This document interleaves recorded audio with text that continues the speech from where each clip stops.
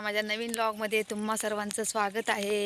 तुम्हाला अंदाज आलाच असेल की मी कुठे आले ते। मी मतदान करण्यासाठी आमच्या मराठी शाळेमध्ये आले। तर आमची वाडीची लोकसंख्या बघा किती आहे ती। तर आता आम्ही आलो आहोत हे बघा मतदान करून। तर तुम्ही मतदान केलेत का? हे बघा स्पंदन आहे। तर मतदान करणं आपला हक्क आहे। कोणी पैसे देते म्हणून मतदान करणे योग्य नाही। तुम्ही मतदान जरूर केलं असेल मला खात्री आहे। एक मत किती मोलाचं असते हे उमेदवारालाच माहीत।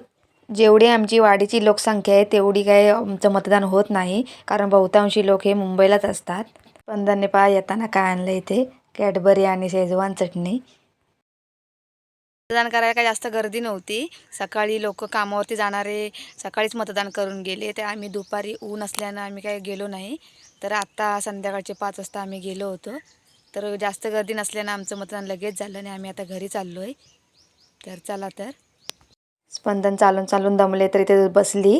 तुम्ही कोणी मतदान केलं नसेल तर मतदान जरूर करा आणि आपला हक्क बजावा। आपलं मत फुकट घालवू नका। Bye bye.